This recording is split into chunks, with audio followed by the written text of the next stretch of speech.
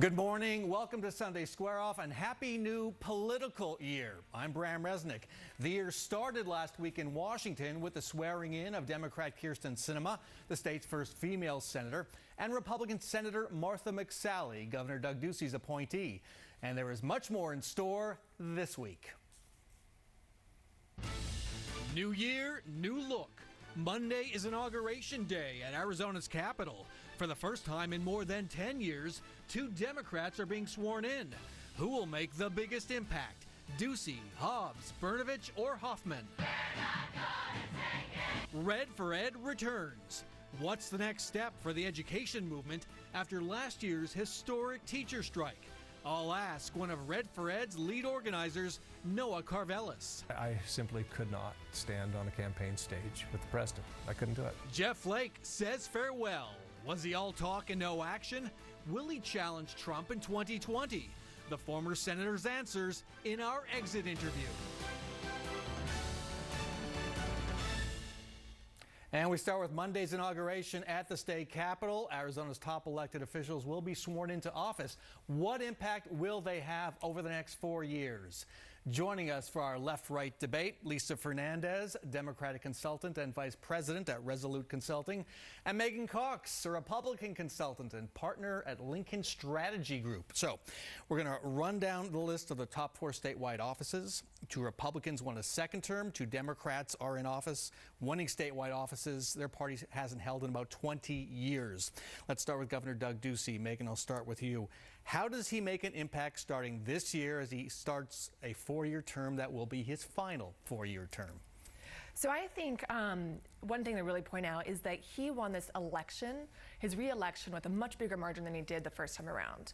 So he's entering the Capitol right now with a full tank of political capital, and I think they're going to do a lot of really big things. There's a lot of big things on their policy agenda, water being one of the top, and I think they're going to be very, very aggressive as they move forward into this cycle. Yeah, water could be a real legacy issue for the governor. He is a lame duck. He's also got a tighter margin to work with in the House. How does that affect what he can accomplish? I think it impacts it a lot.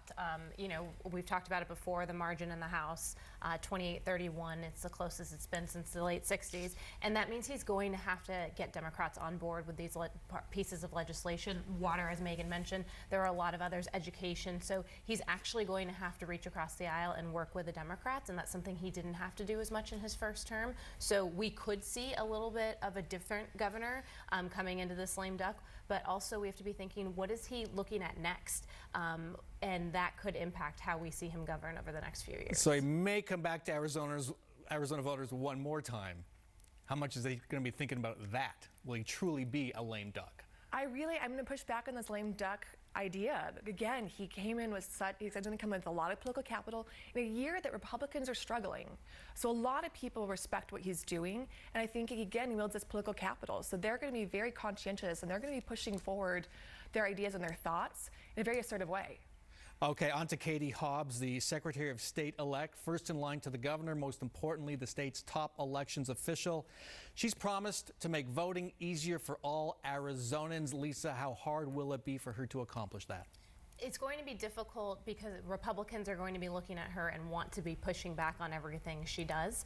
But I believe that Katie's going to be able to kind of keep her head down, do her work, surround herself with good staff and professionals. Something that people forget is, you know, the Secretary of State's office really is, even though it's a political office, they have to be serving the constituents of Arizona and making sure they're able to vote. So if you're surrounding yourself with staff members who know how to do that and doing your work, I think that it's going to be hard for them to go after her. Republicans want the Maricopa County Recorder's office back. They want this office back. How hard will they go after it and try to block Katie Hobbs? I think I'm going to, looking at the way Katie's led and her campaign promises and the way that she's asserting herself publicly and privately, she's really going to be very conscientious not to make waves with her office and to put her office ahead of partisanship. So as a Republican, I feel some level of comfort in that because she has been reaching out to really try to make some strokes across the aisle. Not to say that we don't want that office back, both offices back, but I do think there's a sense of comfort in that she's going to purposely try to avoid making some waves in a sense, and she recognizes her position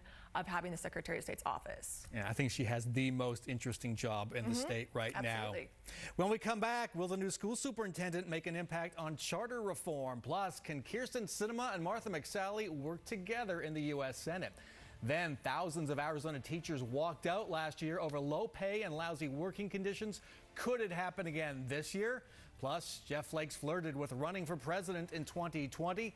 I asked the now former senator whether he's thinking about actually doing it or whether he's done with politics. Stay with us.